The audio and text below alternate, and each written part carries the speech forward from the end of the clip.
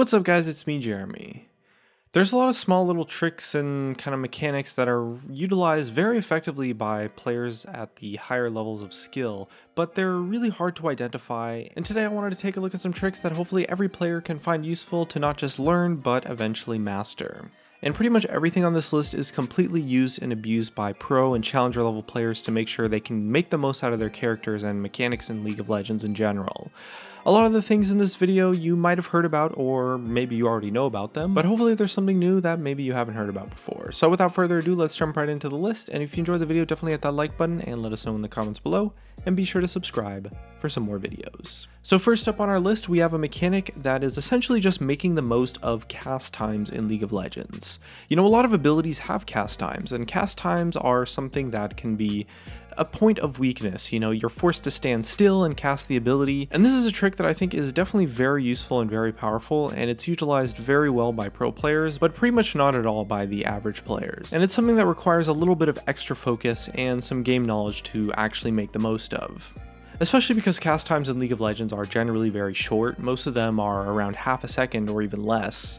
And when players see a cast animation, the natural reaction is to prepare to deal with the ability by either dodging it or avoiding it. The thing to understand about this is that cast times in general, especially longer cast times, leave the opponent completely open to an attack because they're forced to stand still for that period of time, which can be used to create a huge opportunity for you.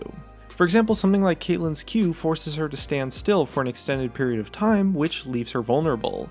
So instead of reacting or trying to dodge, what you would instead want to do to make the most of this is kind of use that window of opportunity that you have where she's forced to stand still.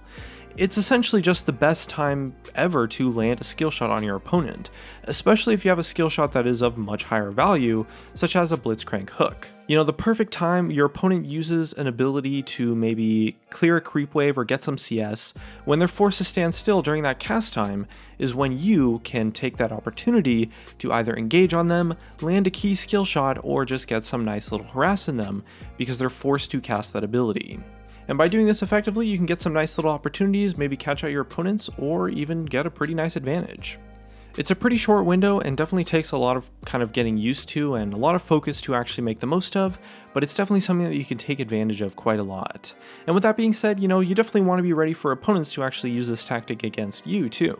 And this sort of concept is a big reason why a lot of players end up getting caught out when they try to go for poke damage on their opponents or some kind of thing like that. Now the next thing I wanted to talk about is known as buffered input canceling, and it's something that pros use quite a lot, and it's essentially just using cast times to nullify crowd control effects.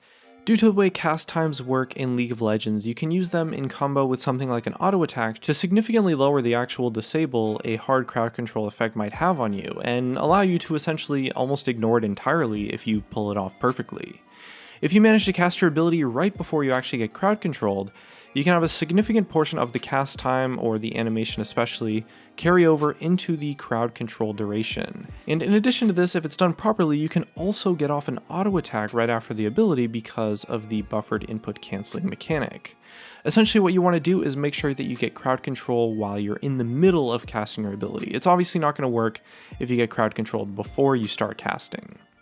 After casting your ability, you essentially want to just hardcore match whatever button you're using to auto attack or the thing you want to do next. And you have to start your auto attack input before the animation of the ability you are using finishes so that it actually buffers the input properly. And if it's timed correctly, you should be able to get your ability off as well as an auto attack all while you're being hard crowd controlled, essentially making it so that you're doing something while you're crowd controlled. Timing this is really tricky though and takes a lot of practice, but it's something that high level AD carry players use quite effectively, so I definitely recommend practicing it in some custom games versus maybe a bot or a friend to get used to the technique. Now another thing I wanted to talk about is skill shot dodging. Now skill shot dodging is something everyone is familiar with. I'm sure everyone watching this video knows about the concept of skill shot dodging. But the way a pro player or a challenger player dodges skill shots is very different to the way, you know, a bronze player dodges skill shots. And the biggest thing I think is that, you know, a lot of players dodge skill shots based on reaction. The skill gets thrown out and they try to dodge, but that's really not the way you should be doing it. You know, don't get me wrong, if you're not expecting it, it's better than nothing. But the main way, the real best way to dodge skill shots is to dodge based on anticipation, essentially predicting the skill shot before it actually comes out. You know, you always want to think a step ahead and preparing yourself ahead of time, and if you get used to dodging based on predicting your opponents to throw out a skill shot, it actually kind of creates an extra like 1 second or so of additional time that you have to react to the skill shot. And it's a big reason why pro players are so much more effective at dodging, and they're just kind of more used to it because they don't dodge based on reaction. If you try to dodge based on when you see a skill shot coming at you, the actual window that you have to react in most cases is very small, and a lot of times based on how fast your character moves, it might even be entirely impossible. But when you're actively thinking about it and expecting the skill shot to come at you and predicting it, then it becomes a different scenario to dodge because you essentially start dodging the skill shot before it's even actually thrown out at you.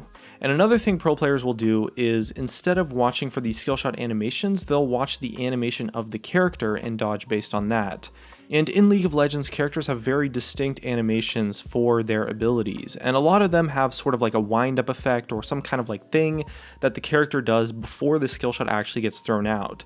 So by getting used to actually watching the animation of the champion, the character, you'll allow yourself to, again, have an additional amount of time to react. And this is why pros are so good at dodging skill shots. It's not because their reaction times are better, although they probably are.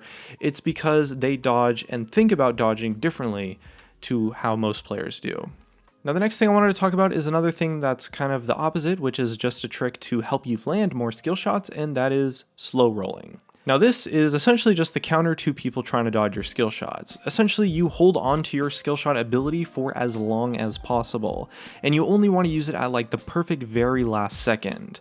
Because the thing that happens is that most enemy players will expect your abilities to come out in the first few moments, but when you hold on to them, it kind of throws off the opponent, and while they're kind of like juke around and dodge, their movements are very erratic while you can just kind of run straight at them, and it actually is going to let you kind of catch up to them and close the distance and just make your skill shot a lot easier to land. This is something that's definitely very effective when you're like chasing someone or in a situation where you can kind of afford to hold on to the ability. You know, if you're in a really chaotic team fight, holding on to your ability for too long is probably not ideal. You know, it's definitely more effective for like ganks and dueling situations, but when you kind of just hold on to your abilities, especially your key skill shots, for a really long time, it really changes the way opponents dodge. It allows you to close the distance and catch up because they're trying to dodge you while you're just running at them.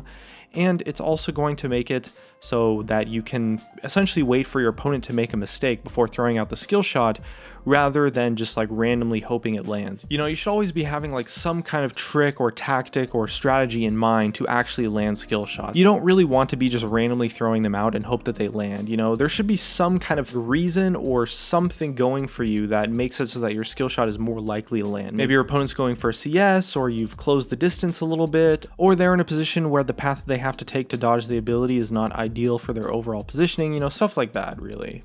Now, another trick that you can do to land more skill shots, and it's something that I think is particularly effective in kind of solo queue situations, and it's a trick that I call fast ulting. It doesn't really have to be with your ultimate, but that's kind of just the main use for this. And it's essentially more so just being ready and proactive when it comes to taking advantage of your opponent's positioning mistakes. You know, when you're in a situation, getting that first initiation, that first pick on a key target is so valuable, and a lot of times players miss opportunities because they're just trying to hold on to their ultimate for the perfect scenario. But really what you need to be doing is using your ultimate instantly during the opportune moments. You know, something as even just like a tiny break in your opponent's positioning, you always got to be ready to just take advantage of it and do it instantly. You know, pro players are especially effective with doing this kind of thing with like Malphite's ultimate, Ashe's ultimate especially. And the main thing to understand is that fast ulting is something that really catches people off guard, because when you just kind of do it instantly, a lot of players are not expecting to get caught out for little tiny positioning things like that. And I think a lot of players are definitely very hesitant when it comes to using their ultimates or creating an initiation, and a big part of initiating in general is really just doing it as fast as possible right when there's a moment that makes sense to. And these kind of initiations are extremely effective in solo queue because players get caught out all the time and they make so many positioning mistakes that just never get punished. And really learning how to punish those is going to make team fighting so easy for you, and you'll be able to carry so many games for sure. Next up on our list, we kind of just have a mechanic for chasing people. It's like a chasing stutter step sort of. The trick is essentially like a mechanical way of moving your champion in order to essentially really just make it impossible for someone to run away from you. Especially effective if you're playing champions like Udyr or just melee carries. And essentially the way it works, or what you want to do really, is just run ahead of your opponent's escape path between your auto attacks and your abilities. You know, it's definitely very valuable. There's a pretty big amount of time that you have to move in between your auto attacks or abilities and stuff like that. And if you just right click on your opponent's champion and kind of just let your character do its thing, it's actually a very ineffective way to chase an opponent because you're always going to be trailing a little bit behind them because your character isn't going to immediately chase them right after the auto attack because you'll be right next to them.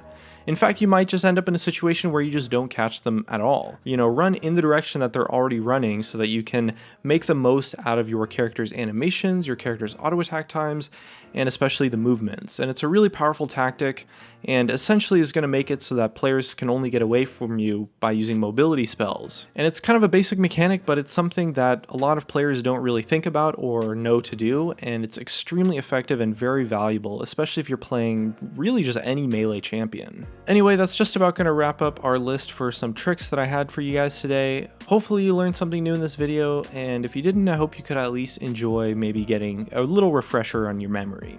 If you guys enjoyed the video, definitely hit that like button and subscribe for more videos like this one in the future. And as always, thank you so much for watching, and I'll see you guys next time.